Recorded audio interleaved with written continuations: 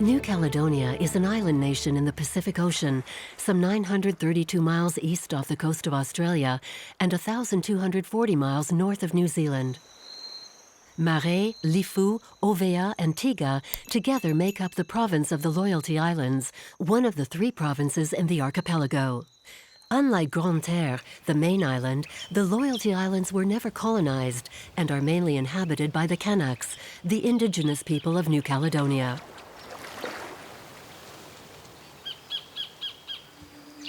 The islands are covered with thick secondary forest.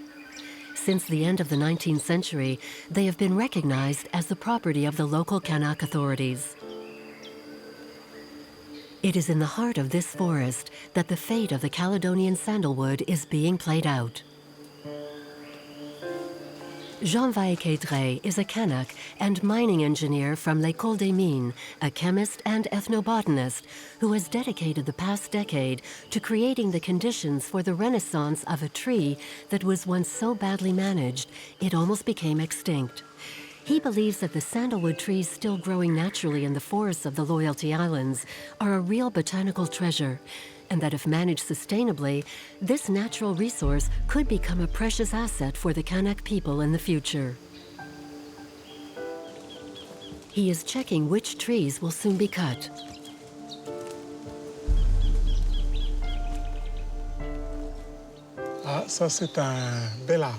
That's a fine tree. Must be 40, 50 years old, given the branches I can see here.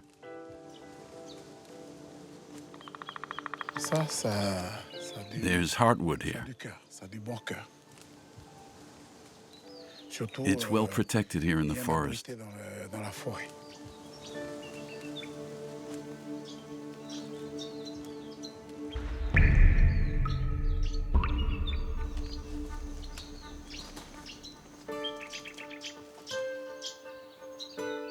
Sandalwoods are small trees that can range in height from 15 to 40 feet. The bark is dark, with deep grooves running lengthwise and covered with lichen. The trunk is straight, with a diameter of 12 to 18 inches, and the branches are slender and raised. The leaves are pale green, at first thin and linear, and then become oval with age. The small flowers develop in clusters at the ends of the branches.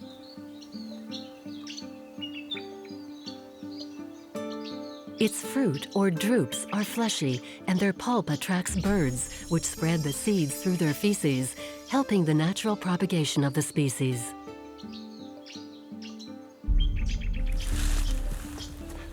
This is a young sandalwood sapling that must be 3 or 4 years old. A seed would have fallen here, brought by a bird, probably a green pigeon. The glou-glou is its scientific name. It would have dropped the seed, and the seed grew. This sandalwood is in its growing phase, showing good growth. The leaves are glossy and very green, and this young sandalwood sapling is growing very well.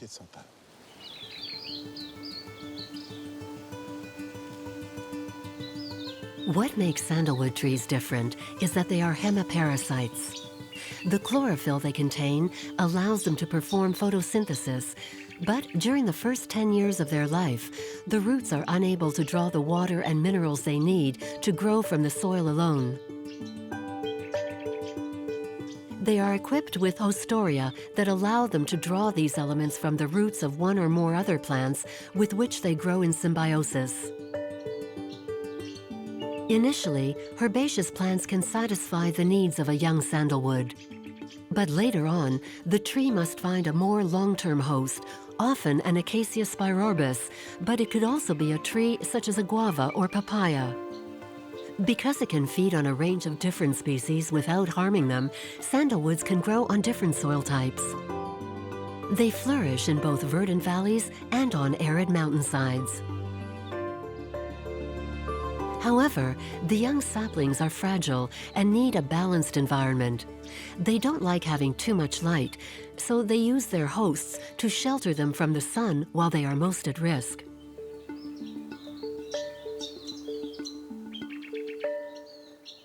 Sandalwoods flourish in open spaces. That's why in deep forests, they can often be found near coconut palms, mango trees, or former fields, signifying places where humans once lived.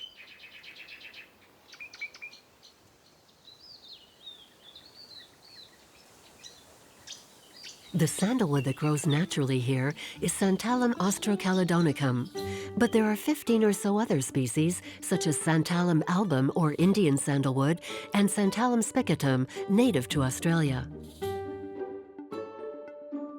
Sandalwoods once flourished in great quantities in all tropical and temperate regions of the Pacific Ocean, from India, Sri Lanka, and Indonesia to the Juan Fernandez Islands, Australia, the Marquesas Islands, and Hawaii. In each of these environments, a different species emerged. But today, most of them are threatened with extinction, because the curse of sandalwood is that it has a unique perfume that has captivated human beings since time immemorial. As far back as the year 17 BC, sandalwood was imported into ancient Egypt, where it was used for embalming. There is written evidence to show that whole caravans of it were then transported from the east to Greece and Rome. Because the historical cradle of sandalwood is India. Its use here dates back to the 2nd millennium BC. Sandalwood used to grow naturally across the whole of the subcontinent, where its fragrant wood was, from a very early date, considered to be sacred in the Buddhist and Hindu religions. Sandalwood was used for building temples or making sculptures. It was applied as a paste on the foreheads of those worshipping Krishna, and its properties made it one of the fundamentals of Ayurvedic medicine. But it was mainly used in huge quantities for incense and burned in funeral pyres, as it still is today. With the growth of Buddhism, these practices spread across Asia, and the demand for exports made sandalwood a significant asset for India. So much so that at the end of the 18th century, Tipu Sultan, the king of Mysore, decreed a royal monopoly on sandalwood, and India became the world's leading producer. It was in Madras, India, where he was born, that Christopher Sheldrake, perfume creator for Serge Lutens and Chanel, first discovered this unique note that he has used in his compositions ever since. We meet him here in Coco Chanel's apartment. My childhood was very rich in terms of all things sensorial. I was almost more Indian than I was English. I was raised in a world of spices and heat. But I have a very clear memory of wood, that sandalwood of my childhood. At home we had sculptures, religious ones, and furniture as well, all made of sandalwood. And I have a very strong memory, or a desire to smell that sandalwood of my childhood.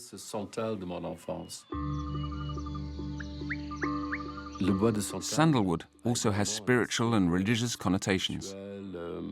It's considered to be a sacred wood, and the smoke and odor are said to call up the spirits. I've always loved sandalwood. There's a comfort, a sensuality, a richness, and that mystical aspect to it. It speaks to us, it wakes us up. You always want to smell more of it. It's like a really good cake. You always want to smell more. In New Caledonia, Melanesian populations have always used sandalwood as a local resource. It is used for its therapeutic applications in traditional pharmacopoeia, and when chipped, the wood was used as a perfume additive for coconut oil for hair and body care. The occasional chopping down of a tree was a communal operation. Because one of the things that makes sandalwood unique is that the secret of its value is locked into the very heart of the tree. The leaves have no scent. The sandalwood scent comes from the heartwood, and you get that heartwood from adult trees. The heartwood contains the essential oil, and that's what smells so good in a sandalwood tree. The essential oil only develops in the roots, the trunk, and the big branches on trees that are at least 30 years old. For some species, it's best to wait until the tree is 50 or even 60 years old. But to harvest that precious heartwood, the tree must be sacrificed. The whole tree is cut up before being uprooted. The renewal cycle for this resource is thus very slow because it is wholly dependent on the natural germination of the seeds. At the rate at which the Melanesians used it, the species had all the time it needed to regenerate naturally. But during the 19th century, the constantly high price of the wood in India, combined with a growing demand from countries where the tree is not indigenous, like China, a big consumer of incense, meant that other supplies were needed. Then the Australian traders discovered that sandalwood was growing in significant quantities in the Pacific Islands. Pacific sandalwood first began to be marketed at the start of the 19th century. Sandalwood traders started coming to New Caledonia and taking the sandalwood to meet the demand of the Chinese. There was a trading system in operation, a triangular trade route, whereby the Australians would come to the islands and take the sandalwood in exchange for a few tools that were useful to local populations. And they'd trade it with the Chinese for tea, which was very popular among the Anglo-Australian community. In fewer than 30 years, more than 10,000 tons of sandalwood was exported to China. 10,000 tons in 30 years, and after that, there was no more for several hundred years. Back then, natural resources were considered to be unlimited in supply, so they just helped themselves. They simply extracted it. The way sandalwood resource from the islands was mined illustrates just how renewable does not necessarily mean inexhaustible.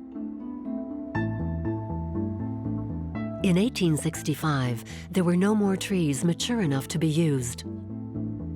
And because the Caledonian sandalwoods were all used up, the traders went to find supplies in places other than the Pacific Islands. India then became the main supplier for a global market that, at the dawn of the 20th century, saw a new demand arising. The modern perfumery industry that was growing up in Europe had instantly adopted sandalwood as one of its key ingredients. Sandalwood is one of the base notes in the legendary Chanel No. 5. But it is also one of the foundations of Samsara by Guerlain and the Santal range by Serge Lutens, the result of their collaboration with Christopher Sheldrake. Still today, perfume creators consider it to be an indispensable ingredient in their creations. I love that musky vanilla side, the lavender base with the sandalwood. It's a very classical combination, but one that is very modern too. I can't see myself ever getting tired of sandalwood. It's difficult, it's perhaps anchored in the way perfumes are created. Sandalwood helps fix a fragrance to make it last longer on the skin. Sandalwood has that capacity to cling to fabric and an exceptional capacity to linger.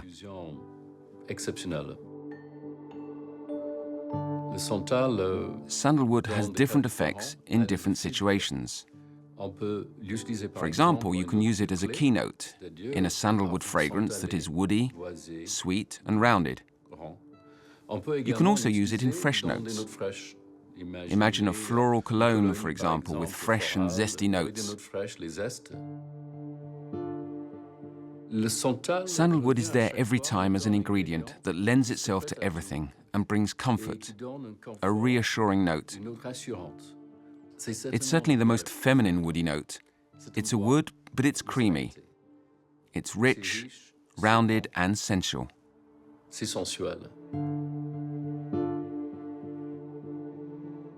In perfumery, there are three very important woods: sandalwood, vetiver, and patchouli.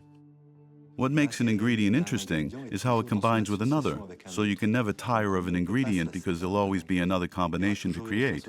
I think there's an infinite number of combinations still yet to find, and especially as we have more than 12 musical notes and more than 12 ingredients.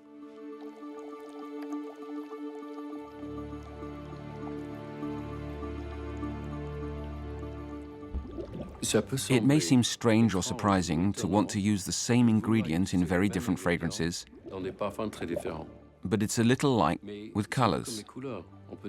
There are few primary colors, but with these primary colors, you can create thousands of complex colors. In your perfumer's palette, you have hundreds of ingredients. Jasmine, rose, all the flowers you can imagine, all the spices, roots and woods. And with all these combinations, I could never run out of ideas for new combinations.